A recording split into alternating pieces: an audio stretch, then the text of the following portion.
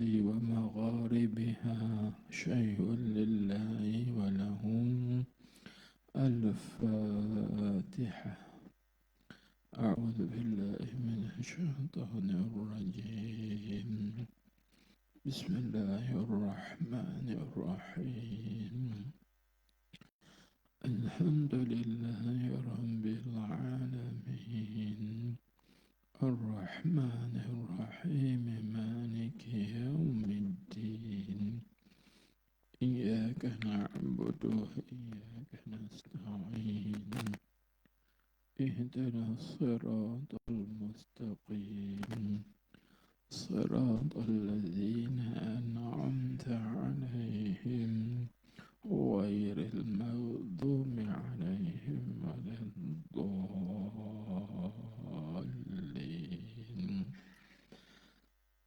آمين. بسم الله الرحمن الرحيم. الحمد لله رب العالمين،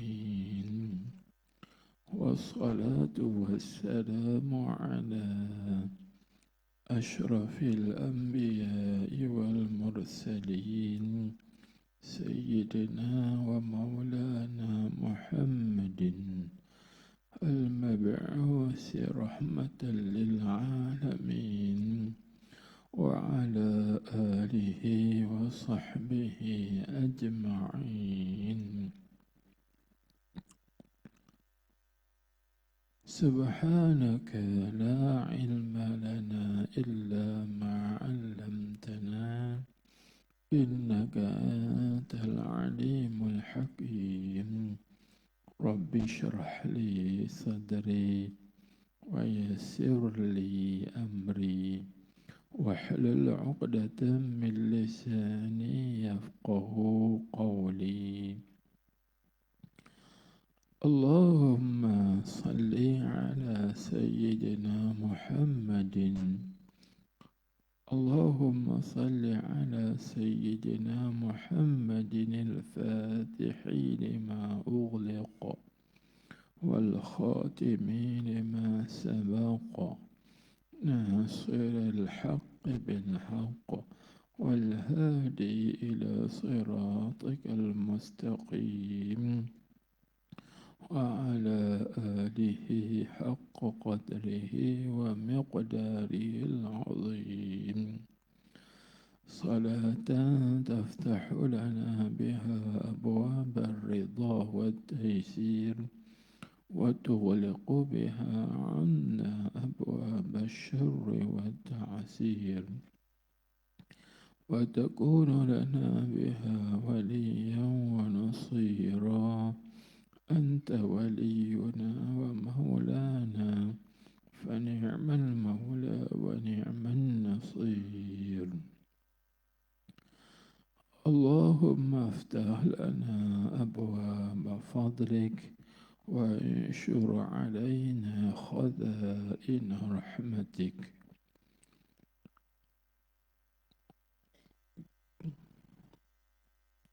يا فتاح يا عليم، يا فتاح يا عليم، يا فتاح يا عليم. افتح علينا فتحا قريبا برحمتك يا أرحم الراحمين، وبجاه سيد الأولين والآخرين. أما بعد، وقال المصنف رحمه الله تعالى: ونفعنا به وبعلومه وبركاته في الدارين، آمين يا رب العالمين. Maka berkehendaklah hamba yang menuntuti akan Tuhannya berkehendak daripada menjalankan nafsunya. Berkehendak itu kepada 5 perkara yang lagi akan datang, sebut 5 perkara. Baik tuan-tuan, puan-puan, hadirin hadirat yang dihormati, alhamdulillahirabbil alamin.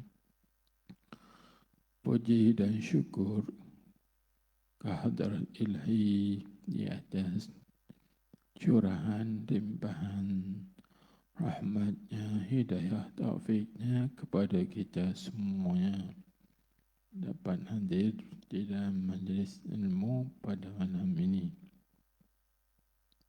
Jadi kita sambung lagi perbicaraan kita, iaitu menceritakan tentang perjalanan. Maka di sini musannaf kita rahimahullahu ta'ala beritahu, kita bila nak berjalan kepada suatu tempat atau suatu destinasi, apakah yang perlu kita kena ada persiapan? Cuba tengok dah.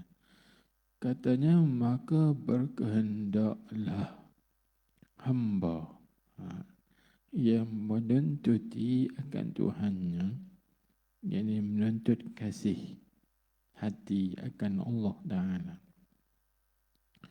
Menuntuti akan Tuhan, yang mencari akan Tuhan, yang mencari mahabbah, mencari kecintaan Allah, nak cari redha Allah, nak cari keampunan Allah, nak mencari kemaafan Allah, berkehendak daripada menjalankan nafsunya, nafsu hamba.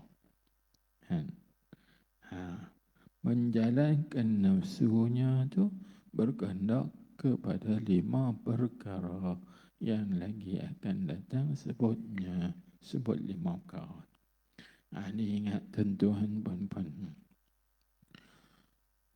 Kita sekarang nak berjalan kepada Allah. Kerana hakikatnya kita ini seperti kata Al-Imamul Ghazali rahimahullahu ta'ala, nahnu musafirun. Kita ini sebenarnya orang-orang yang sedang musafir, orang yang sedang dalam perjalanan. Maka orang yang dalam perjalanan, apa yang dia perlu? Kita nak jalan ke mana-mana tempat, kita perlu kepada 5 perkara ni. Maka macam itulah kita nak berjalan menuju kepada Allah, nak cari kasih Allah, nak cari redha Allah, nak cari kemaafan dan keampunan daripada Allah Subhanahu wa ta'ala. Kita perlu kepada 5 perkara. Maka 5 perkara ni tuan-tuan, insya-Allah selagi saya akan terangkan dia ambil pengajaran daripada mana. Baik.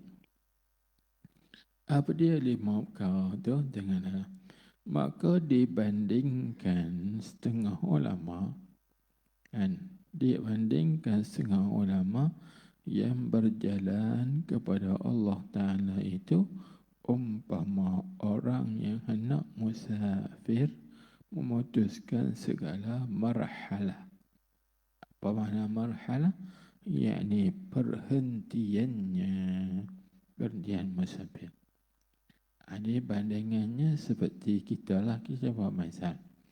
Seperti orang nak berjalan kepada Allah Ta'ala ni, boleh kita bandingkan, boleh kita ukurkan, boleh kita serupakan dengan orang yang musafir nak pergi ke Mekah buat haji. Macam kita ada. Maka orang yang musafir berjalan, dalam musafirnya pergi ke Mekah buat haji, orang ni berhajat kepada 5 perkara. Kata ada 5 perkara, maka dia tidak boleh sampai kepada haji. Kena ada 5 perkara.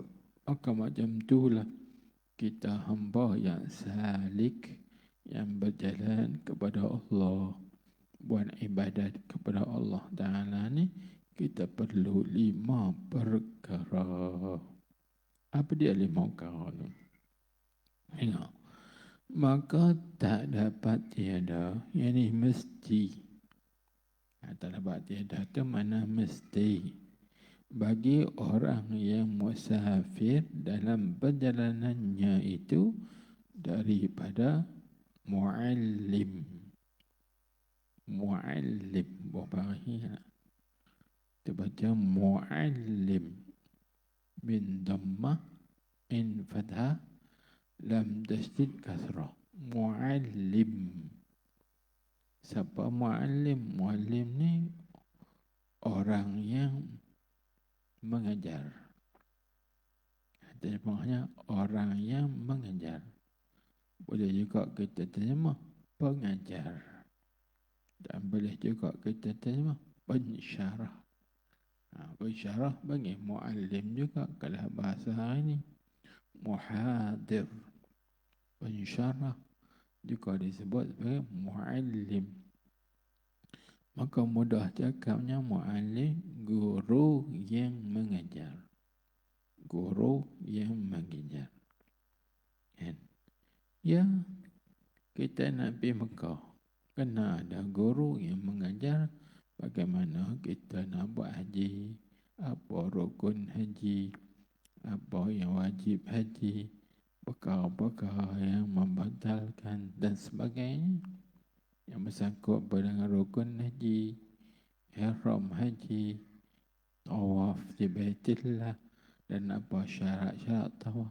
Semua guru tu kena ajar. Kan? Tidak kita macam mana kita nak tawaf, kita tak tahu tawaf. Tak tahu syarat-syarat sah tawaf. Kan? Pakai pergi tawaf ikut dan ni. Tak boleh. Kena ada muallim. Begitu juga kita nak berjalan menuju mencari redha Allah, mencari cinta Allah Subhanahu wa ta'ala, kita kena berguru. Kena ada guru. Nah, di situ.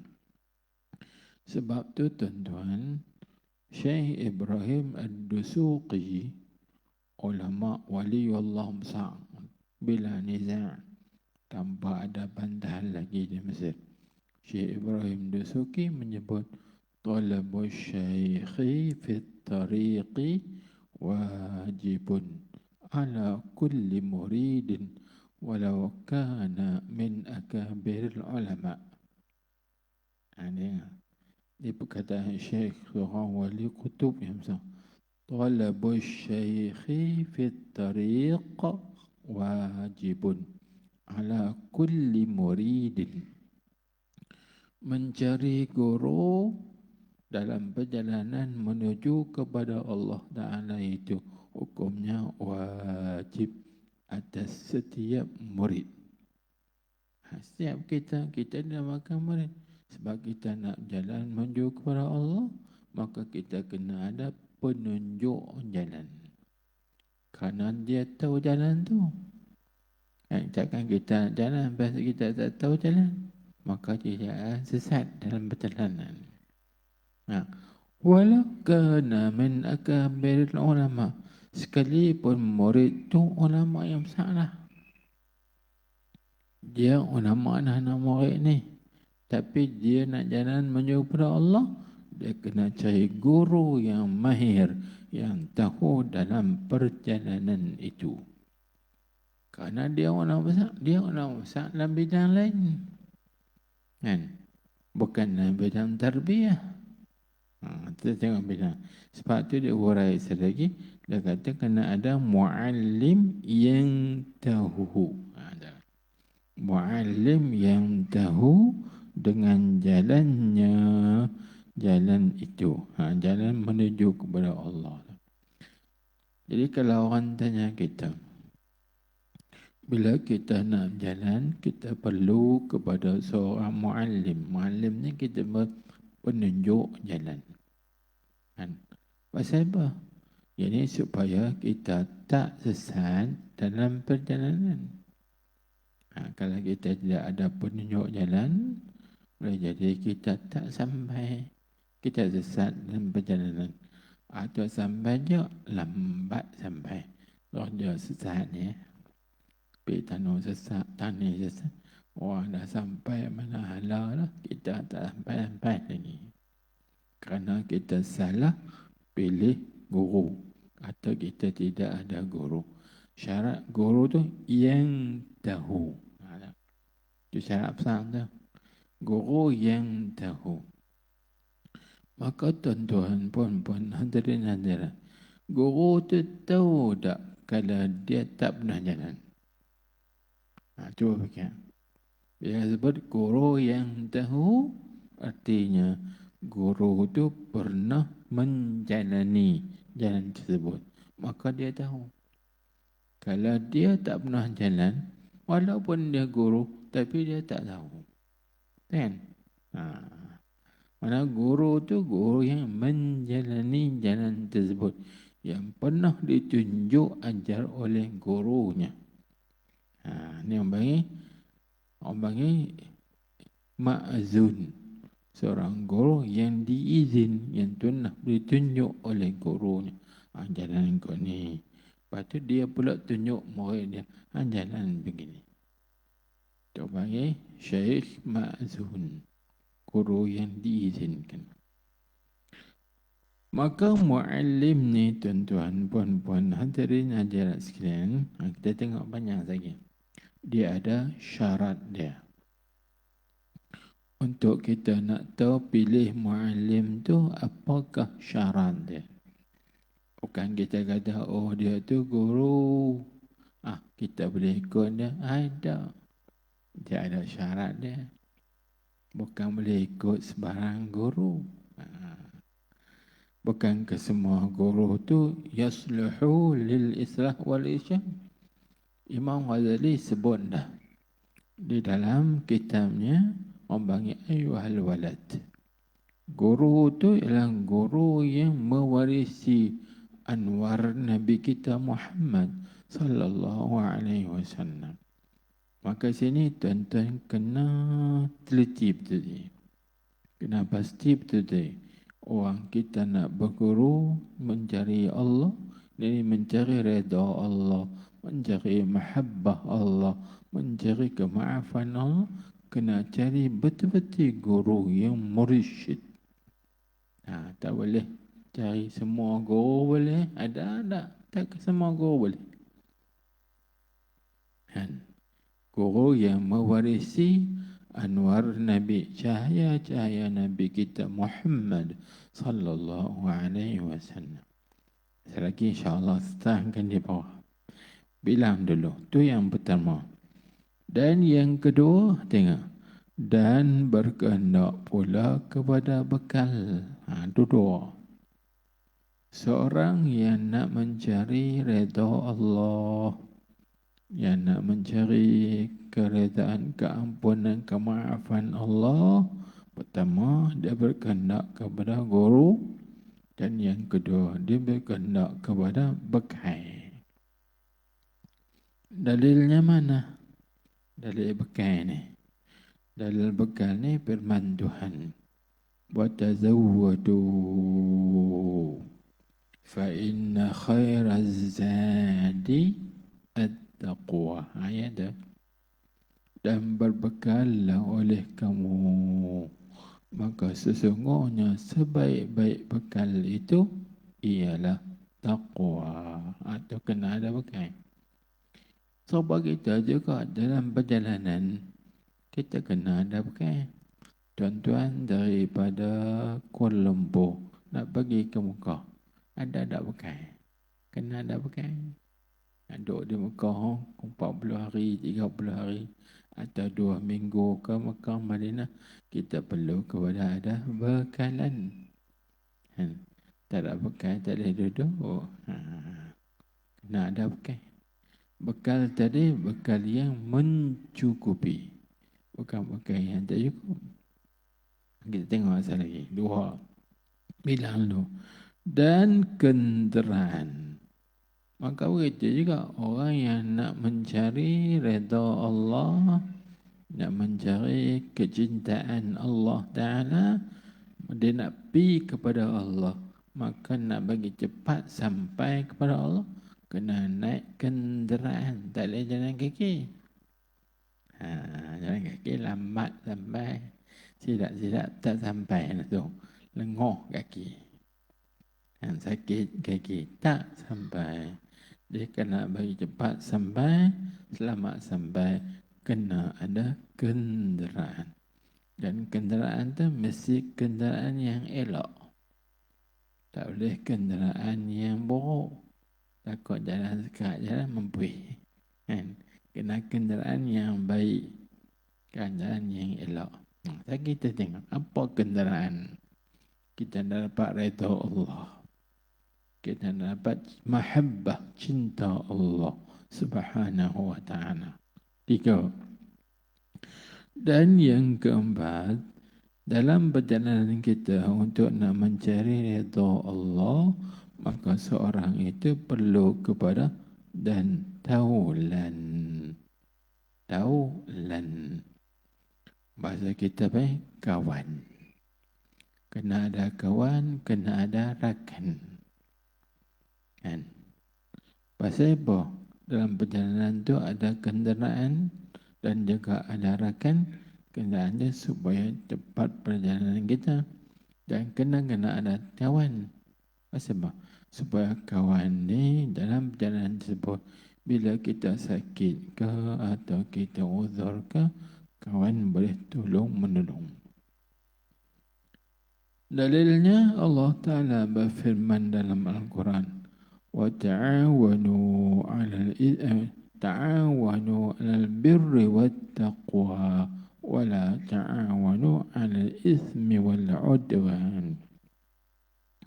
Bertolong-menolonglah kamu al-birri wat-taqwa, atas kebaikan dan ketakwaan. Jadi kawan-kawan ni boleh tolong. Tengok kita talat, kawan ni jom kita pergi. Kalau kita seorang, tak ada kawan, bagai dak dah, kita tak pergi dah ni. Lepas kena ada kawan yang boleh tiup semangat, bagi semangat, kena ada kawan. Baik. Dan yang keempat, yang kelima, yang akhir sekali, untuk kita nak cari redha Allah Ta'ala, kena ada senjata. Dan senjata. Apa senjata? Sebab apa fungsi senjata? Fungsi senjata ialah kerana nak menolak kejahatan musuh. Kan? Kejahatan musuh. Sebab tu orang bagi senjata ni perlu kena ada senjata. Maka orang yang nak berjalan menuju kepada Allah kena ada senjata. Apakah senjata dia? Pistol kah? Senapang kah? M16 kah? Atau seumpamanya kah? Pisau kah? Tak. Itu bukan pisau. Lain. Kita tengok lagi di bawah huraian. Jadi artinya tuan-tuan, seorang itu bila nak pergi, nak menuntut beribadat, berjalan dengan buat ibadat, nak cari redha Allah Ta'ala, kena ada 5 perkara. Ayo tengok. Maka hurai. Katanya bagi melawan seterunya, supaya menakut akan dia akan seterunya tu. Maka demikian juga, yakni seperti itu juga. Di mana demikian juga, yakni seperti itu juga bagi orang yang salik itu, orang yang berjalan kepada Allah Ta'ala itu, tak dapat tiada daripada syekhnya, daripada guru. Itu mu'alim. Syekhnya, yakni gurunya. Guru tu yang menjalani akan dia, akan murid, akan salik. Kan? Satu. Guru tu menjalankan dia. Ini kita panggil apa istilah? Ya. Mentaslikkan. Senang. Itu kalau bahasa istilah kitab. Dia panggil mentaslik. Suluk. Dan salik orang yang berjalan. Mentaslikkan yakni menjalankan dia. Kita jalankan dia dan diperhatikan oleh guru. Satu. Lagi kita tak faham pula. Lepas tu tengok macam yang kedua. Yang tahu dengan jalan tarekatnya. Guru tu guru yang tahu. Sekali kita tak tahu. Dah milih guru. Suruh jalan. Tok guru tu pun tak tahu tarekat apa. Sudah. Kena tahu jalan tarekat itu yang sudah dijalankannya kan guru tadi. Tu tengok tu syarat semua tu. Guru yang nak menjalankan murid tadi mesti guru tu guru yang tahu. Tu syarat dia. Dan guru tu pula sudah berjalan di jalan itu dua. Mana dia ada pengalaman dan dia sudah merasai. Faham tak? Ni guru duk ngajar dan dia sendiri tak pernah rasa ni. Bandingannya seumpama jangan seorang guru ngajak haji, dia tak pernah pergi haji. Dia ngajak buat haji ke orang, tapi dia sendiri tak pernah pergi buat haji. Aku nak ngajak orang ni. Dia tak pernah buat. Kau kasihan walaupun dia alim tapi dia tak pernah buat haji. Tak boleh. Guru tu guru yang menjalani, yang pernah berjalan di jalan yang tersebut, dan maka diketahuinya yang guru tu akan yang baiknya dan juga yang jahatnya. Itu sifat ciri-ciri tadi. Jadi tuan-tuan, puan-puan, hadirin hadirat sekalian, guru ni penting. Maka guru ni ada 3. Ni saya tambahan. Waran. Pertama, dia panggil muallim. Ini kita sebut muallim. Maka muallim ni dia ada 3 sifat dia. Begitu juga yang kedua, guru tu berpanggil murabbi. Murabbi.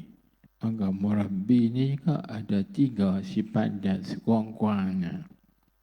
Paling banyak murabbi ni kena ada 5 sifat. Kalau ada 5 sifat ni, kita boleh jadikan dia guru. Kalau tak ada 5 sifat ni, tak boleh. Syaratnya. Sebab tu dalam tasawuf ni dia ketat.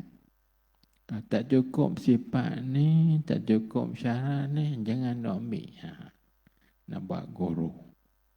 Kalau cukup sifat ni, ya kita boleh jadikan dia guru kita. Dan begitu juga yang ketiganya muraqqi. Muallim, murabbi, muraqqi. Mim, ra, qaf, ya. Muraqqi. Atau kita sebutkan muallim ni dengan makna syekhut ta'lim. Guru mengajar. Maka guru mengajar ni tuan-tuan, Syekh Zarruq Al-Fasi. Syekh Zarruq ni murabbi yang besar. Ulama Morocco, Maghribi. Dia kata muallim ni ada 3 syarat. Dan kalau tuan-tuan ambil lah. Saya nak abang ya. Nanti kepada tuan-tuan ambil berdiri, ambil. Kata Muhammad berdiri, dengar saja. Kata Muhammad berdiri, terserah dengar. Kita nak cari redha Allah. Kita nak cari mahabbah, cinta Allah. Bila kita nak cari sesuatu benar, maka kita akan bersungguh-sungguh nak ambil tu benda tu.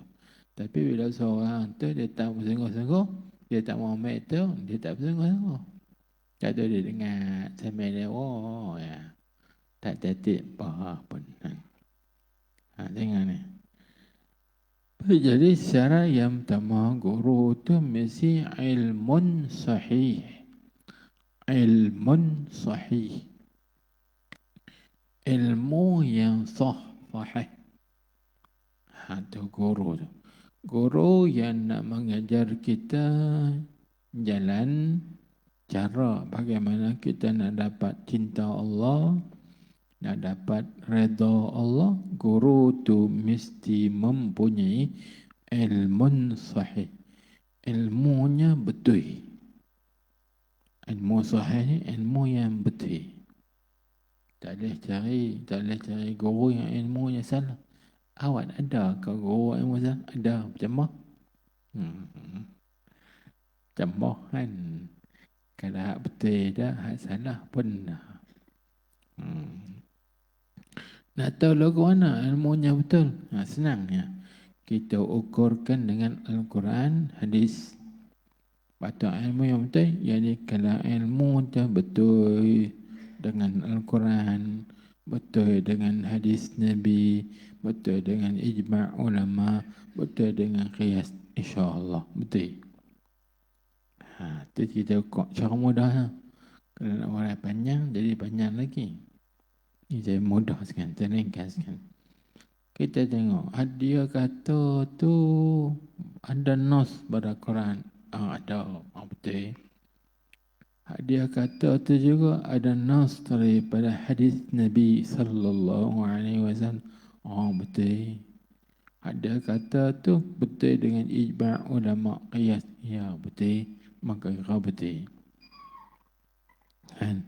Tapi kalau dia kata tu tak sama dengan Quran, tak sama dengan mafhum mantuk Quran, hadis Nabi dan sebagainya, itu tak betul. Pasal apa kita kata? Sebab kaedahnya bila ilmu betul, insya-Allah amalan kita betul. Tapi bila ilmu tak betul, amalan kita tak betul. Bila tak betul, amalan kita tidak sah. Bila tak sah, dapat tak redha Allah? Tak dapat. Redha Allah nak dapat mesti berdasarkan pada ilmu yang betul, yang tulus. Itu satu ringkasnya. Dan yang kedua, syarat muallim ni, yang kedua mesti lisanun fasih. Ilmun sahih satu, yang kedua lisanun fasihun. Lisan fasih. Bahasa kita panggil lidah yang fasih. Faham ni? Lisanun manisan lidah fasih. Yang fasih. Kalau lidah fasih hari ni banyak orang petah bercakap. Tak. Bukan lisan fasih ni orang yang petah bercakap. Kadang-kadang orang petah bercakap tak betul.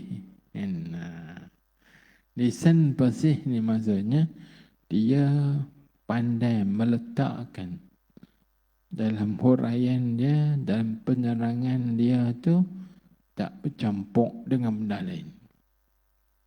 Contoh, kalau bincang bab satu bab, tak keluar daripada bab tu. Faham tak?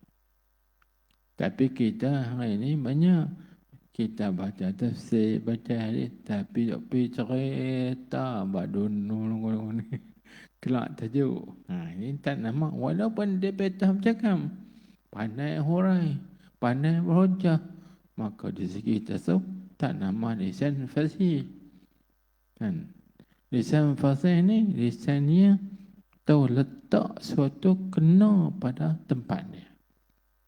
Bila bincang satu perbincangan, tak keluar tajuk perbincangan.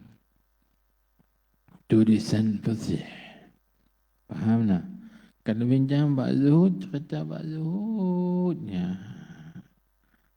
Kalau bincang bab syukur, ya, itu lisan fasih. Tak lari tajuk. Baik. Jadi dua, lisan fasih. Yang ketiga, ini 3 syarat ni. Yang ketiga, guru tu mesti aqlun rajih. Aqlun rajih. Akal rajih. Akal yang kuat. Ingatan dia kuat, iaitu tak semabul. Tak, bahawa kalau bahasa kita ni panggil apa? Akal ingatan kuat. Tak campur dengan tak akal rajih. Ingatan yang kuat, akal yang kuat, yang bijak. Bukan mesti bijak pandai sangat, yang tahu membezakan antara yang sebenar dan juga yang salah. Ini yang kata guru yang tahu mana yang baik dan mana yang tidak baik. Boleh tahu. 3 ni. Jadi tuan-tuan, kalau nak mengaji bab tu, nanti kita bincang asing panjang lagi. 3 benda tu. Baik. Ingat 3 tu syarat. Ini cuma alim. Ada pun guru yang kedua, iaitu murabbi. Atau digelarkan, dipanggilkan juga dengan syekhut tarbiyah. 2 tu. Murabbi atau syekhut tarbiyah. Guru yang mendidik. Guru yang mendidik.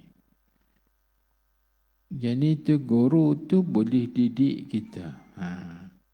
Maka guru yang mendidik ni tuan-tuan, dia ada 3 tanda juga. Dia ambil 3 dulu. Walaupun dia ada 5 tanda atau 6 tanda. Tapi dia ambil 3 dulu.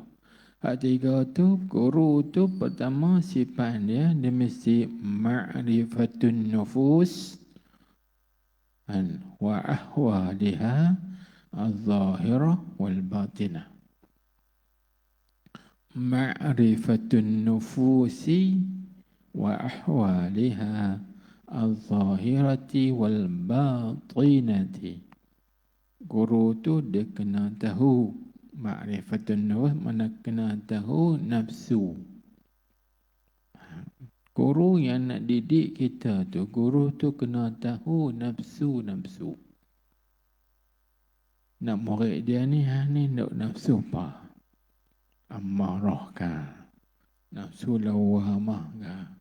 Nafsu mulhamah kah? Mutmainnah kah? Radiyah kah? Mardiyah kah? Guru tu kena tahu. Sebab dia kenai nafsu tu, baru dah boleh didik. Kalau tak kenai nafsu, macam mana nak didik? Kita buat contoh. Seperti seorang tu, dia nak didik harimau. Dia tak kenai harimau. Tak kenai sifat harimau. Tak kenai akhlak harimau. Macam mana aku nak didik harimau? Aku tak kenai harimau. Boleh tak didik? Tak boleh. Bila kita nak didik harimau, kita kena kenal sifat harimau. Harimau ni sifat dia dengar lah. Apa kelemahan dia? Kita kena tahu kelemahan, daripada kelemahan tu kita boleh hadapi dia, atasi dia. Bahasa saya mudah cakap buat kata. Maka istilah tasawuf panggil ma'rifatun nufusi wa ahwaliha al-zahirah wal-batinah. Guru tu mesti kenal nafsu murid. Dan kelakuan nafsu tu yang zahir dan juga yang batin. Sebab bila dia bagi ubat, kena dengan sakit. Nak jadi doktor, nak bagi ubat, maka doktor kena tahu sakit pesakit tu. Dia pakai bagi saja 5-6 jenis, ikut dan nak mana kena haban. Tak jadi, itu bukan doktor bakar. Kalau doktor bakar, dia tak bagi ubat banyak. Sakit tu, dia bagi ubat betul sakit tu. Tapi kalau seorang doktor tu tak bakar, sakit tu satu, tapi bagi ubat 12 jenis ubat. Tak kepo ni 12 ni. Tak bakal tu. Bakal dia bagi buat satu ya. Balik makan obat ni. Berterusan makan obat. InsyaAllah. Lama-lama kuat lega. Maka macam tu. Tu ma'rifatun nufus wa ahwaliha al-zahirah wal-batinah. Satu. Dan yang kedua, guru murabbi ni dia kena bersifat ma'rifatul waqi'. Ma'rifatul waqi'i, iaitu mengetahui realiti, kenyataan. Yang pertama, guru tu dia kena tahu nafsu dan juga perangai-perangai nafsu. Dan yang kedua, guru tu kena tahu nafsu murid dia ni nafsu apa? Itu mana waqi', realiti tu. Jadi senang. Bila tahu dia ada nafsu apa? Uduk nafsu mulhamah ni. Maka dia tahu. Nafsu mulhamah, apa fi'il dia, apa sifat dia, apa perjalanan dia. Itu saya kata ni, saya ringkas. Dia panjang. Saya ringkas. Kalau orang panjang, saya kata anami. Banyak. Kita ringkas. Nanti kita ngaji dan tahu. Dua, tu ma'rifatul waqi'i, mengetahui yang realiti. Kenapa aku tengok anak murid ni, guru ni, perangai. Maka kita nak mengubati sifat perangai dia lagu mana. Maka yang ketiga, dia panggil ma'rifatut tasarruf. Ma'rifatut tasarruf, iaitu mengetahui cara memerintah, yakni cara nak mengubatinya. Jangan seorang pomoh, seorang doktor, bila seorang pesakit mai, maka doktor ni kena tahu sakit. Lepas tu dia kena tahu apa sebenarnya sakit. Lepas tu kita pergi hospital kan, doktor dia pergi scan dulu kan. Scan tu tahu sakit ni. Lepas tu kena tahu macam mana kita nak mengubati dah. Bagi ubat dia lagu mana. Kan? Tiga ni. Sekali ulang, iaitu ma'rifatun nufus wa ahwaliha al-zahirah wal-batinah. Satu. Dan yang kedua, ma'rifatul waqi'i, mengetahui realiti yang sebenarnya apa dia, sakit apa. Dan yang ketiga, ma'rifatul tasarruf, iaitu tahu cara nak mengubatinya. Itu orang panggil guru yang tarbiyah mendidik. Contohnya, jangan contoh seorang guru tahu, ni nak murid ni ego ni, besar diri ni. Macam mana dia? Maka kita pastikan dia ni betul dia memang dia ego keras. Macam mana kita nak mengubati dia? Itu nama ma'rifatut tasarruf. Dan yang ketiga, kita ringkaskan, iaitu muraqqi. Muraqqi ni makna guru yang boleh menaikkan atau meningkatkan hal kerohanian murid. Atau disebut sebagai Syekhut Tarqiyah. Syekh Tarqiyah. Guru yang tarqiyah, boleh menaikkan tahap kerohanian murid. Daripada tahap rendah, naik sikit, menaikkan lagi, naikkan lagi. Daripada tahap tak ada yakin kepada ilmu yakin. Daripada tahap ilmu yakin kepada ainul yakin. Daripada ainul yakin kepada haqqul yakin. Daripada haqqul yakin kepada kamalul yakin. Ada tu? Naik. Itu namanya tarqiyah. Syekh tarqiyah. Bahasa sebut muraqqi. Ini yang ulama sufi sebut ni. laulal muraqqi ma araftu riqqi. Bisa dengar nak perkenalan ni? Kita doa biasa dengar. Laulal murabbi ma araftu rabbi. Kalau tidak ada murabbi, aku tak kenal Tuhanku. Itu dengan ada murabbi, kita boleh kenal Tuhan. Begitu juga semua. Laulal muraqqi ma araftu riqqi. Jikalau tidak ada muraqqi, guru yang menaikkan tahap kerohanian kita, ma araftu riqqi, maka aku tidak tahu hamba kehambaanku. Aku ni hamba. Kita tak rasa kita ni Tuhan. Aku Tuhan, aku bos, aku pandai, aku bijak. Sebab kita tak kenal, tak ada muraqqi. Maka bila perlu cari muraqqi, baru kita tahu kata aku ni hamba. Hamba ni mana orang yang dibawa perintah saja. Kita ni bawa perintah Allah. Perintah suruh dan tegak. Kena ikut apa yang Allah Ta'ala suruh. Kena tinggal apa yang Tuhan tegak. Baru kita kenal Tuhan. Baru dapat redha Allah. Faham tak? Tu. Setuju. Baik. Maka tiga-tiga ni tuan-tuan perempuan diambil daripada mana? Sebab kita kaji ni. Sebab mengaji ni kaji. Bukan kita duk orang saja kena kaji. Baru kita nampak ambil dari mana? Ambil dari mana? Ambil daripada cerita kisah Nabi kita Muhammad sallallahu alaihi wasallam bersama Sayyidina Abu Bakar As-Siddiq radhiyallahu anhu dalam gua. Kan?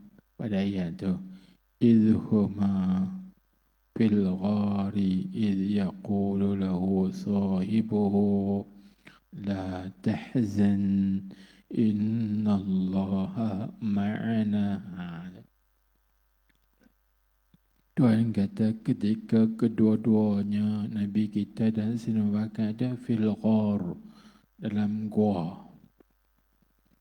Ketika Nabi kita Muhammad sallallahu alaihi wasallam berkata bagi sahabatnya, idh qala lahu sahibuhu, Nabi kita kata kat Sayyidina Abu Bakar, la tahzan, Abu Bakar, janganlah engkau sedih. Innallaha ma'ana, sesungguhnya Allah Ta'ala bersama kita. Tang mana muallim, tang mana murabbi, tang mana muraqqi. Pada ayat ni. Nabi kita ajar dah Sayyidina Abu Bakar, jangan takut, jangan sedih. Nabi kita ajar, maka Nabi kita muallim. Lepas tu Nabi kita murabbi. Nabi kita sendiri tidak tunjuk rasa takut, tak tunjuk rasa sedih. Tak tunjuk tu bagi tarbiyah. Maka Nabi kita murabbi. Di situ tu, la tahzan. Nabi kata la tahzan tu ta'lim, mengajar. Abu Bakar, engkau jangan sedih. Nabi ajak Abu Bakar. Lepas tu Nabi tunjuk, Nabi sendiri tak sedih. Kalau kita ni katakan, Man, jangan takut lah. Dan dia duduk tu. Itu tak nama tarbiyah. Pandai ajak orang lah. Dia tunjuk, dia takut.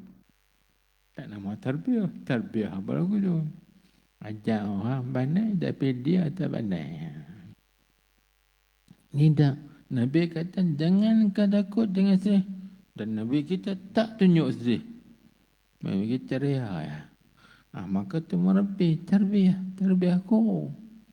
Jadi Nabi kita muallim, Nabi kita juga murabbi. Maka Nabi kita nak naik lagi tahap Sayyidina Abu Bakar.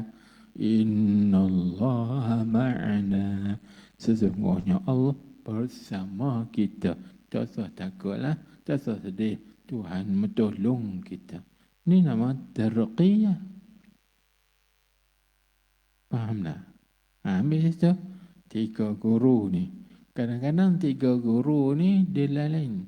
Dia muallim saja, bukan murabbi. Dan dia murabbi saja, bukan muraqqi. Kadang-kadang satu orang guru ada 3 sekali. Dia muallim, dia murabbi dan dia juga muraqqi. Ini payah naban. Maka orang ni nama orang yang mewarisi akhlak Rasulullah sallallahu alaihi wasallam. Bukan semua orang alim, bukan semua guru ada 3 ni. Tak semua. Kadang-kadang dia tu pandai mengajarnya, tapi tak pandai tunjuk aja. Kadang-kadang orang tu pandai mengajar, pandai tunjuk, tapi tak pandai menaikkan tahap. Dia ada 2 saja. Kan? Maka kadang dia tu pandai mengajar, pandai tarbiyah, pandai tarqiyah, menaikkan. Maka 3 ni ada pada diri Rasulullah sallallahu alaihi wasallam. Sebab tu Imam Ghazali dalam kitab Ayuhal Walad, walaysa kullu alimin yaslihu lil irsyad. Bukan semua orang alim patut menunjuk. Kan? Ada orang alim dia pandai ajar orang, tapi tak pandai tunjuk. Kan? Dan tu inilah saya panggil dia tak sama. Kerana yang mewarisi daripada Nabi itu 3 waris. Ada wirasah ilmu, ada wirasah amal, ada wirasah hal. Yang mewarisi daripada Nabi Muhammad. Maka orang mewarisi 3 ini dinamakan Al-Waris Muhammadi. Al-Waris Muhammadi, pewaris Nabi kita Muhammad sallallahu alaihi wasallam. Mewarisi ilmu Nabi, mewarisi amalan Nabi, dan mewarisi hal akhlak Nabi kita Muhammad sallallahu alaihi wasallam. Kadang-kadang orang tu pandai mengajar kan, tapi akhlak bukan akhlak Nabi, akhlak orang putih. Ilmu Islam pandai mengajar fiqh, tapi tengok akhlak tak ada akhlak fiqh kan. Maka dia hanya mewarisi ilmu, tidak mewarisi amalan. Maka orang ini tak layak jadi muallim. Jadi kalau saya bincang benda ni panjang tuan-tuan. Panjang sekali. Dan banyak orang kita tak kisah. Lepas tu kita jadi sebuah guru juga. Tengok guru pun dapat. Dia ajak buat sebenarnya maaf pandai. Tapi tak pergi sebenarnya maaf. Karena tidak ada tarbiyah. Tengok di sekolah. Tengok sekolah agama. Ada ustaz-ustaz di sekolah. Tanya, ustaz tapi sebenarnya maaf nak disuruh sekolah. Kalau bincang lagi, tuan-tuan maaf. Tapi itu realiti. Tak ada tarbiyah, tapi ada ta'lim saja. Tarbiyah tak ada. Bila tarbiyah tak ada, macam mana nak ada tarqiyah? Naik. Tak naik. Jauh tahu tu. Kerana nak naik, dia mesti ada tarbiyah. Kalau tak ada tarbiyah, tarqiyah tak ada. Dan tu juga. Kalau tidak ada ta'lim, maka tarbiyah tak ada. Ni kita ajak, tarbiyah dah, tak ada. Banyak benda yang cara yang kita nak mencari keridaan Allah Subhanahu wa ta'ala. Bukannya mudah kan. Tapi kalau buat mudah Baik. Jadi saya ringkaskan. Maka guru tarqiyah tu dia ada 3 hal juga. Jadi guru tarbiyah Ada 3 kan. Ma'rifatun nufus wa ahwaliha. Yang kedua ma'rifatul waqi. Dan yang ketiga iaitu ma'rifatul tasarruf. 3. Guru tarqiyah dia ada 3 sifat.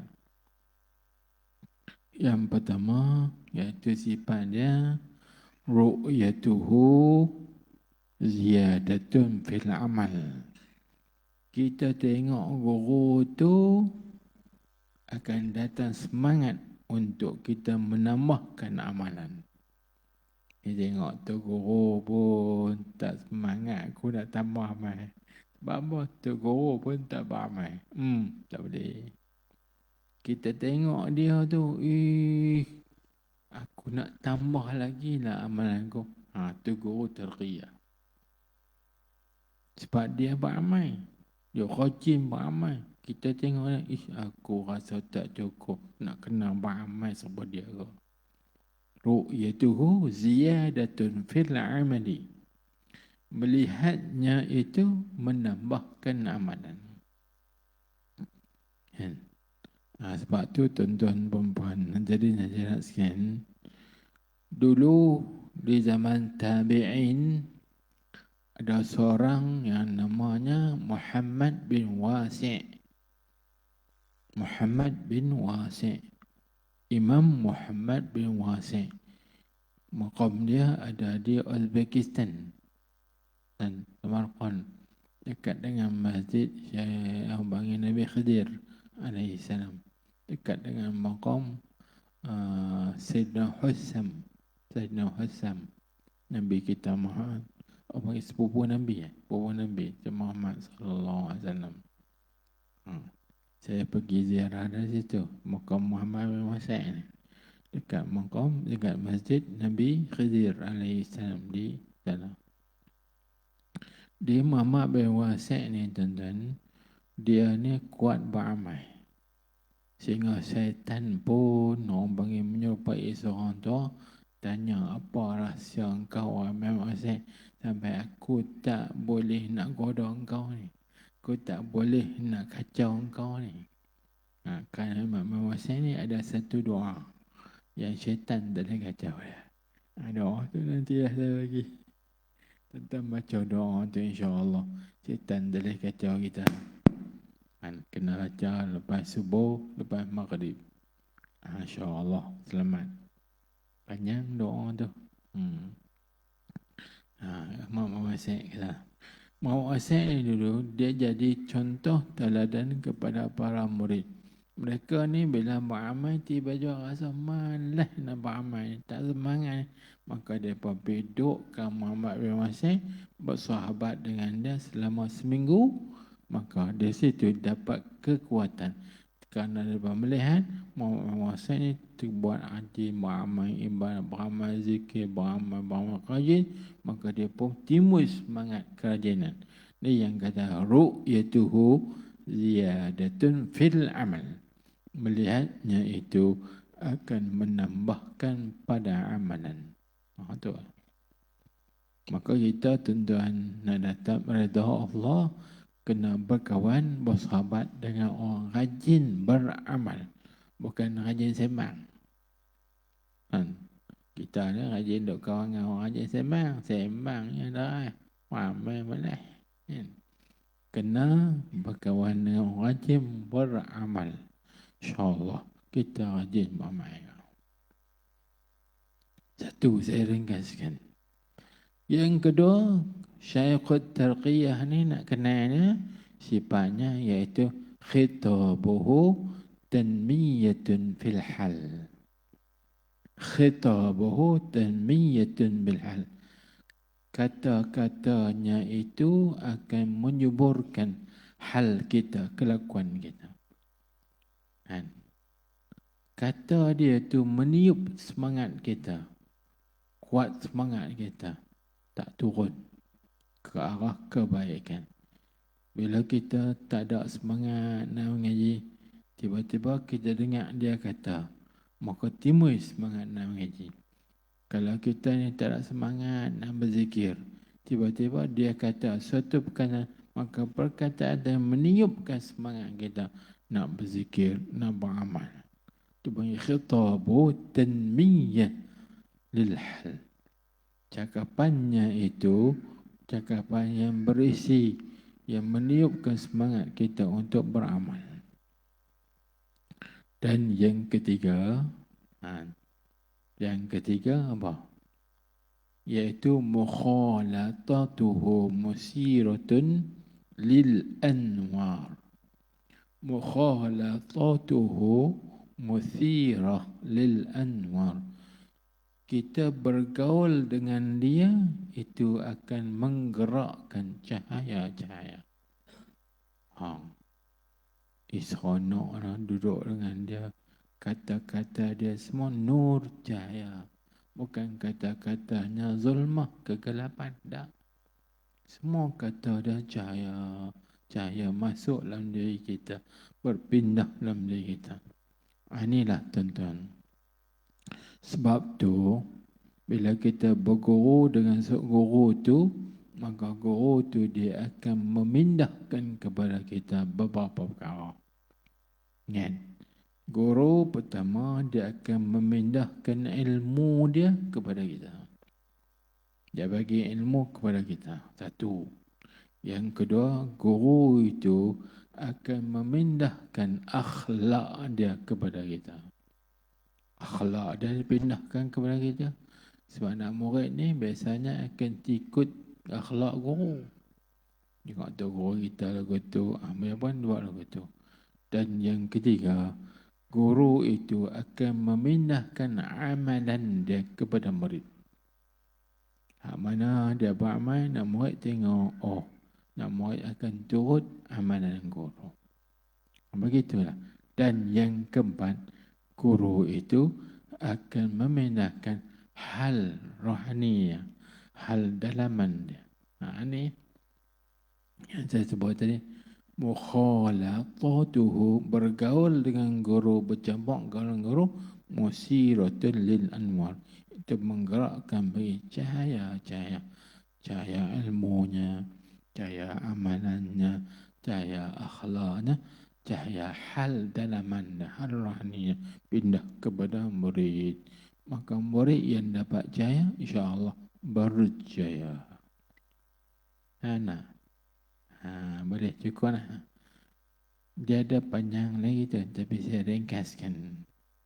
Ada panjang. Jadi kalau tuan-tuan nak tahu cerita syarat ni, disebutkan oleh Al-Arif Billah Syekh Zarruq Al-Fasi dalam kitabnya Muqaddimatut Tasawuf.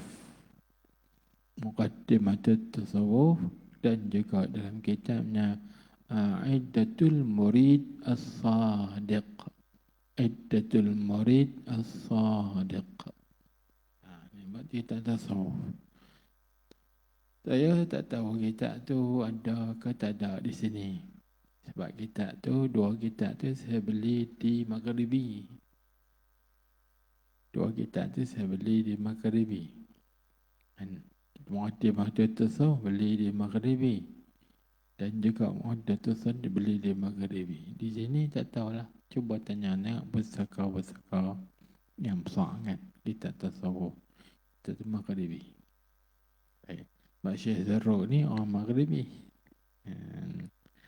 Baik. Jadi cukuplah tuan-tuan. Nanti kita sambung ni. Dari Syekh dulu mana ni. Dan tak dapat tidak pula daripada bekai hadaniyah. Itu yang kedua. Bab guru dulu. Itu penting. Macam mana pun ada guru. Di mana 5 perkara ni tuan-tuan diambil daripada peristiwa Isra Mi'raj. Cuba tuan-tuan tengok. Nabi kita Muhammad sallallahu alaihi wasallam dalam Isra Mi'raj, Nabi kata ada 5 benda ni. Iaitu ada muallim, dan ada bekai, ada kenderaan, ada kawan-kawan, dan ada senjata. Cuba tengok Nabi kita sallallahu alaihi wasallam dalam Isra, siapa muallim Nabi? Jibril alaihi salam. Karena Jibril tahu jalan daripada Masjidil Haram ke Masjidil Aqsa. Dan Jibril tahu daripada Masjidil Aqsa naik ke langit pertama, langit kedua, sampai ke Sidratul Muntaha. Jibril tahu. Sebab itu perjalanan dia. Maka dikatakan Jibril itu muallim, penunjuk jalan. Lepas tu tengok Nabi kita dalam peristiwa Isra' Mi'raj, Nabi kita ada bekal. Apa bekalan Nabi sallallahu alaihi wasallam? Apa dia? Bekalan Nabi iaitu sebelum Nabi kita diisra'kan, Nabi kita dibelah dada. Dibuangkan alaqah sauda, darah hitam yang pekat. Kemudian Nabi kita diisikan di dalam dadanya apa? Ilmu, hikmah, iman dan sebagainya. Itu bekal. Maka kita kena ada bekalan. Nabi kita dibekalkan dengan hikmah, dengan yakin, dengan ilmu dan dengan macam-macam bekalan. Maka kita nak berjalan tu. Nabi nak berjalan pergi jumpa Allah. Maka Nabi kita dibekalkan dengan beberapa bekalan. Begitu juga Nabi kita Muhammad sallallahu alaihi wasallam dua. Bila dalam perjalanan Isra' dan Mi'raj tu Nabi kita berkenderaan. Apa kenderaan Nabi? Buraq. Buraq tu kenderaan Nabi. Buraq ni laju. Bukannya naik gerak. Naik basikal. Laju. Kerana apa laju? Sebab tu dinamakan buraq. Kerana buraq tu diambil daripada perkataan barqun. Barqun ni makna kilat. Kilat ni syum, menyambar. Cepat dia. Maka buraq itu perjalanannya cukup laju. Saujana mata memandang. Maddul basar. Maka tuan-tuan, kita perlu kepada kenderaan yang laju dalam perjalanan kita nak cari redha Allah. Tak boleh nak gerak. Dan yang ketiga, Nabi kita dalam perjalanan, Nabi kita apa? Nabi kita bertemu dengan jin yang paling besar kali. Jin apa? Ifrit. Jin Ifrit yang paling besar kali. Maka Nabi kita ditahan oleh musuh. Maka Nabi kita perlu kepada senjata. Apa senjata Nabi? Doa. Doa yang diajarkan oleh guru. Diajar oleh malaikat Jibril AS. Baca doa ni Wah Muhammad. Doa tu apa dia? Apa? A'udhu biwajhillahil karim. وبكلماته التامات التي لا يجاوزهن بر ولا فاجر من شر ما ينزل من السماء وما يعرج فيها ومن شر ما ذرأ منها وما يخرج فيها ومن شر فتن الليل والنهار ومن شر طوارق الليل والنهار إلا طارقا يطرق بخير يا رحمن. Nabi baca doa tu, jin Ifrit pun jatuh tersungkur terbakar angui. Hantu doa tu kita jadikan jurus untuk membunuh jin. Maka seorang tu perlu kena ada senjata. Dan Nabi kita Muhammad SAW jalan dalam malam tu, Nabi kita ada kawan-kawan.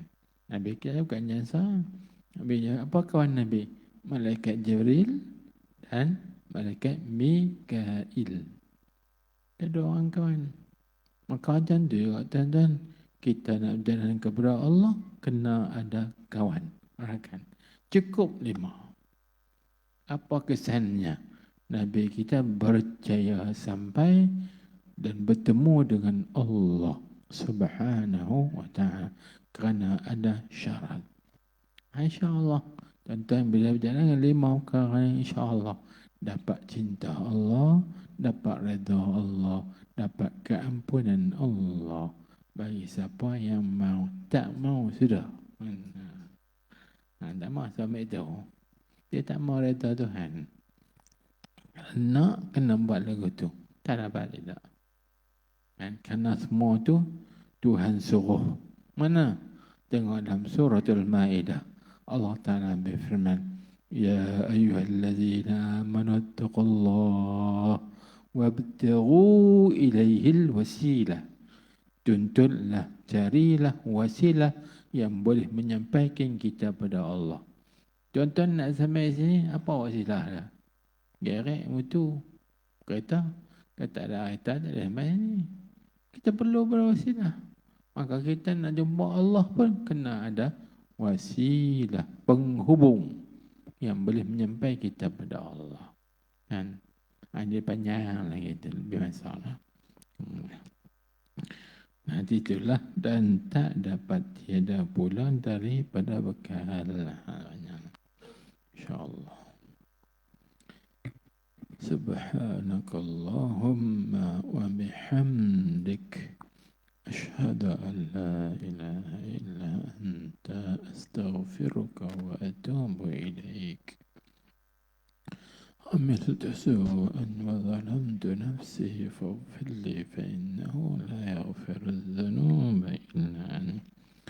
اللهم صل على سيدنا محمد النبي الأمي الحبيب المحبوب العالي القدر العظيم الجاه وعلى آله وصحبه وسلم. بسم الله الرحمن الرحيم. الحمد لله رب العالمين وصلى الله وسلم عليه. اللهم اجعل جمعنا هذا جمعا مرحوما مشكورا وتفرقنا من بعده تفرقا معصوما مغفورا. ربنا آتنا في الدنيا حسنة وفي الآخرة حسنة وقنا عذاب النار. اللهم اختم لنا يا الله بخاتمة السعادة واجعلنا من الذين لهم الحسنى وزيادة بجاه سيدنا محمد صلى الله عليه وسلم للشفاعة. وصلى الله وسلم عليه والحمد لله رب العالمين.